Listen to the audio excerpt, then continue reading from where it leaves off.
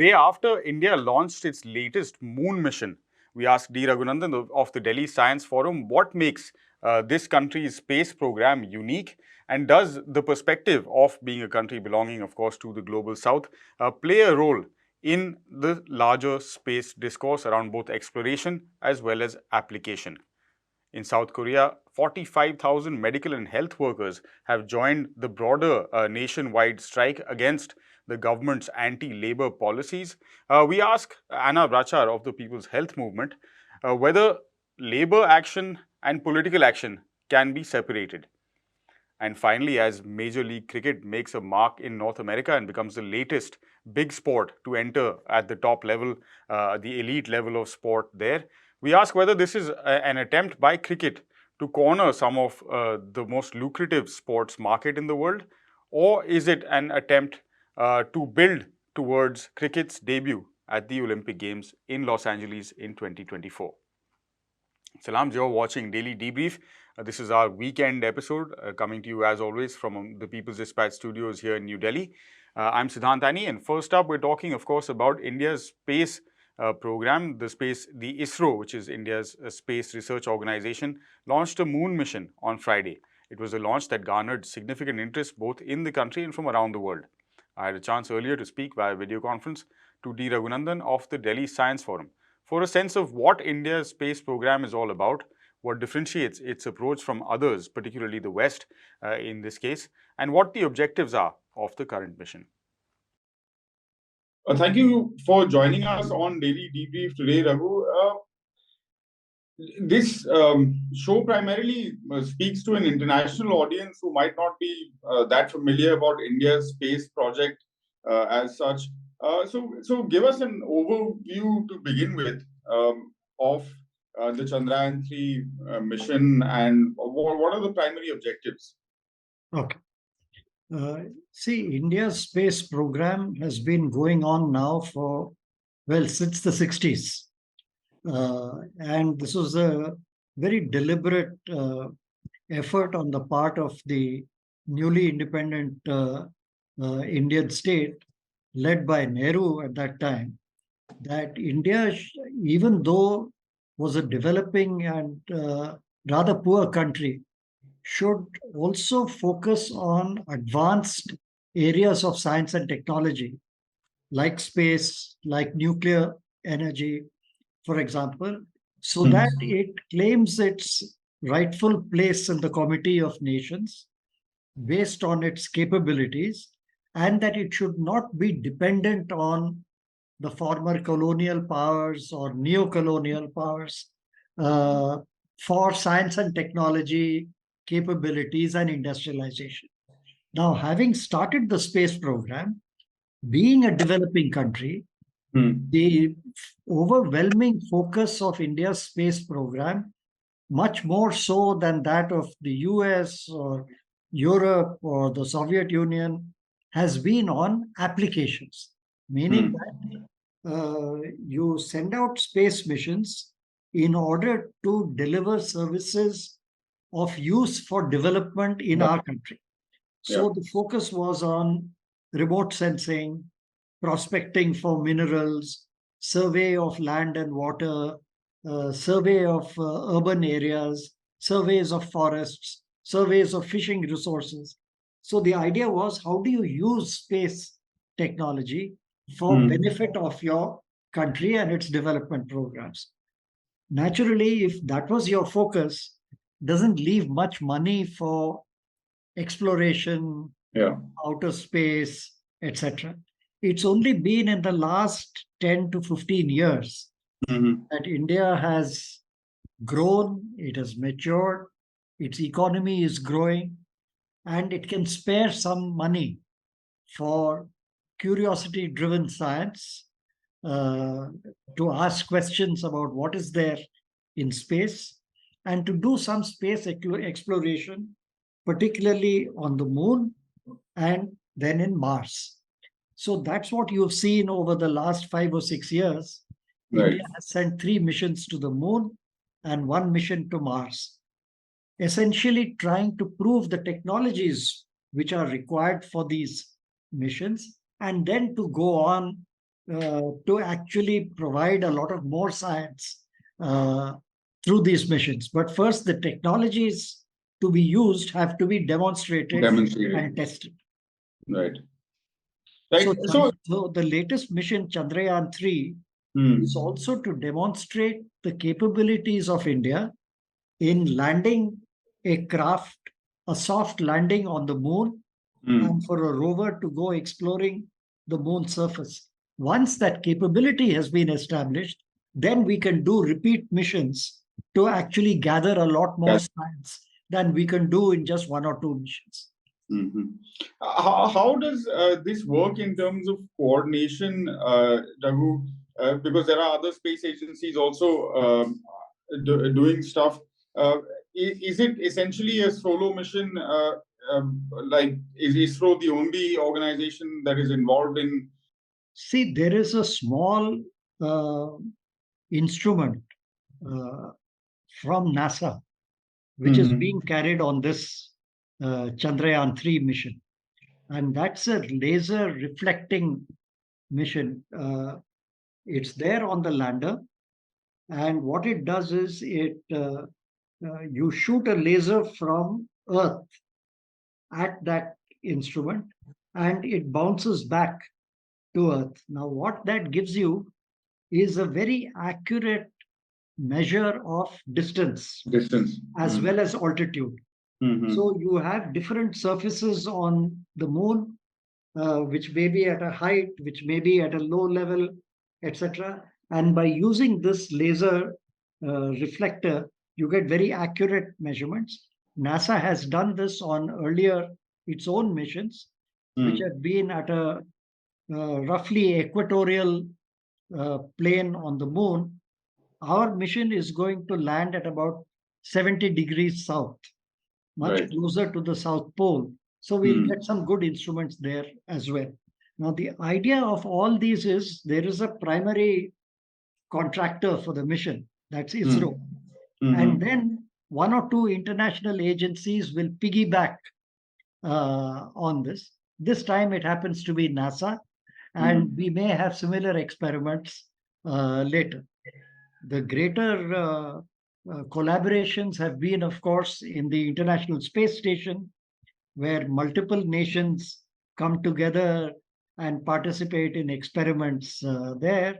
And India has recently signed what's called the Artemis Accords with the US, which plans to do a lot more space exploration and joint activities. It still remains to be seen how that goes.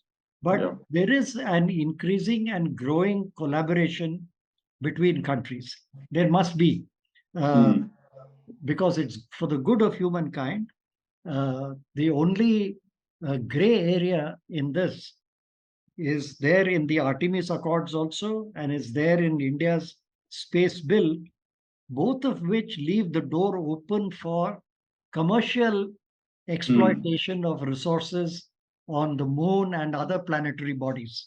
And that is a very dangerous thing, in my opinion, because space should be utilized for the common benefit of humankind as a whole. Otherwise, if it starts getting used for commercial purposes, then the kind of destruction we see on Earth of the environment, we are going to start seeing that in outer space as well. So Also opens the door to towards militarization commercial in that exploitation should be avoided. Collaboration towards generating knowledge for the benefit of humankind, that's great. So, on that note, Raghu, if we can conclude with the final bit on the approach and also the cost of some of these missions. They've been done at a fraction of what, let's say, other space programs have managed to do, whether it's the mission to Mars or the lunar mission. And coming from the perspective of the global south and an application-based perspective, how much does that add to the general conversation around space exploration? That, the needs of the south are different. Yeah. So India is, of course, known globally for what's called frugal engineering. That's good engineering done at a lower cost. Now, this is partly because our scientists are paid less than scientists in the US or in Europe. So when you do the costing comes low here. Plus, there are labor costs involved in making things, etc., are lower, and therefore, naturally, our budgets are lower. The moonshot is a very good example. Uh, the current one is about half of what it was in the previous Chandrayaan 2, which was about $140 million. This one's going to come down to about 70 odd million dollars, which is peanuts if you compare them with NASA budgets. Now, this is partly driven by necessity of India and partly driven by, as I said, the circumstances and the costs around various elements. The necessity is this rocket that we have used to send this craft to the moon, which is supposed to be the most powerful rocket that India has a capacity to carry a satellite weighing 4 tons to low Earth orbit, which is where remote sensing satellites are done. That's the heaviest rocket India has. And that's why our mission to moon, as well as our mission to Mars, has used what's called a slingshot method to reach. That is, we don't shoot a rocket which directly makes a journey to the moon, because for that, you would require a rocket much bigger. NASA's rocket, for example, has about 10 times the carrying capacity of ISRO's rocket. So what we do is we shoot the rocket to a low Earth orbit, stretch the orbit out in an ellipse, in a long elliptical shape, then keep elongating the ellipse until it reaches close to the moon. It gets captured by the moon's gravity, and then it starts. The problem, of course, is this takes us 42 days to reach the moon. NASA or the Russians will reach the moon in 3 days. Now, this is all right as far as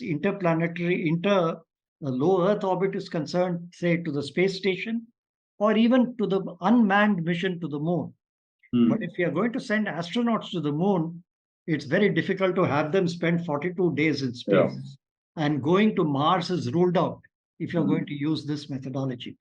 So frugal engineering is very good for applications oriented, for geostationary satellites, for communication purposes.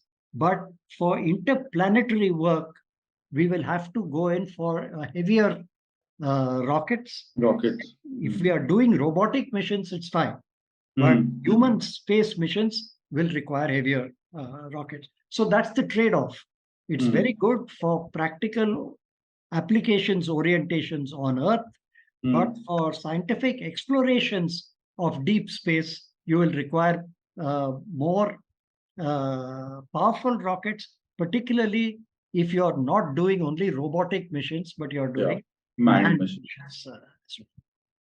All right, thanks very much for that, Raghu. It's been an interesting chat, and we'll, of course, August 23rd is when the soft landing on the moon is supposed to happen. So we'll be back in touch with you around that time. That's going to be key, because it's the soft landing which is really going to demonstrate capabilities. And if we do that, I think that increases the probability of international collaborations in this, because then your capabilities are demonstrated, matched. All right. Thank you. Thanks again, Raghu. In South Korea, amid a broader general strike, the country's Medical and Health Workers Union has thrown its weight behind the call for more pro-labor policies from the government. As many as 45,000 workers answered the call to industrial action. Anna Vrachar has all the details. Anna, good to have you with us this Saturday on Daily Debrief. We've touched on the general strike in Korea in a previous episode of the show. Tell us specifically what medical and health workers are doing, how are they participating, in what kind of numbers, and are there any specific demands, or is it part of what we have covered before many times in terms of what health care workers are asking for? Well, I would say it's a combination, actually. The Korean Medical and Health Workers Union launched a strike last Thursday, so on July 13th.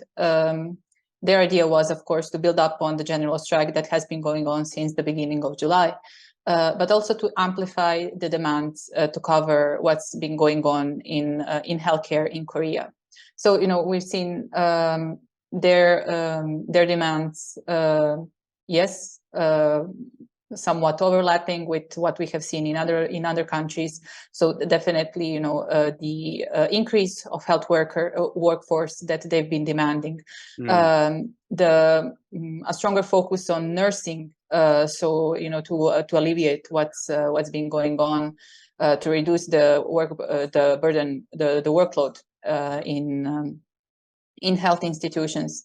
But we've also seen them demanding a fair salary, of course, and then also things that have been left unaddressed since the COVID-19 pandemic. So a plan for COVID-19 hospitals and other institutions to have a transition period to what is now a post-COVID-19 health system. But of course, this is very, very, very much connected to what has been going on in Korea overall, because, of course, the healthcare system, as the rest of the public system, has been affected by this approach of pro-business, anti-labor policies that we have seen coming from the South Korean government. And this is also something that, the health workers were called out for. They were called out by the government that the strike wasn't actually built upon a labor agenda, but on a political agenda to counter the government. So it's been a bit of a mishmash. But what has to be said is that the health workers in Korea have been noting a severe increase in workload over the past years, of course, because of the pandemic, but also because there just aren't there aren't enough workers to absorb this kind of workload that they're seeing right now. So there has been a lot of overtime put in by nurses, by doctors. They have reported, the trade union in particular has done a survey showing that many of the nurses, or most of the nurses actually, and those of them among the younger ones, are seriously considering leaving the profession because of the workload and because of the overtime and the bad salaries. So it's definitely what you said before. It's a reflection of what we have seen in the other case of health workers strike, but it does have this specific connotation of what's been going on in Korea. Yeah. In that sense, Anna, how much of a sort of deflection is it to separate labor issues and political issues? Because, like you were pointing out, it's all part of the same system, right? And you cannot have the kind of work conditions that, in this case, healthcare workers are demanding, unless there's a serious shift in the policies of the government. Absolutely. I think that's a crucial question that we face often when we talk about health workers' actions, because, it's now it's a standard procedure by the government all around the world that if health workers try to go on strike, they say, oh, but, there's another way of addressing these technical expert issues that you're dealing with. It's not a political matter. We shouldn't be dealing through this because through a strike. When actually it's completely the opposite, of course. It is the strike, the most powerful political and most political tool held by workers that they can actually use to force the government, yes, to give them better labor conditions, better working conditions, but also to fight for policies which will then also expand to patients. Because it's always important to know that, it's not that health workers exist separately from the patients and from the rest of the system. If health workers aren't paid enough, if they are working under severe overload of work, then the patients aren't getting the care they need. So that's something that has to be kept in mind. And when we hear this kind of approach from the government, the response by the government that the strikes aren't labor, but they're political, then I think it's okay. So it's a gross misunderstanding of what a strike should be. No, but that's not surprising. It's just in Korea something that we have seen also, of course, as you pointed out when reporting previously on this. when it comes to the general strike. And the general strike was, in fact, very openly a political strike because it included a call to oust the anti-labor pro-business policies that we have seen. Right.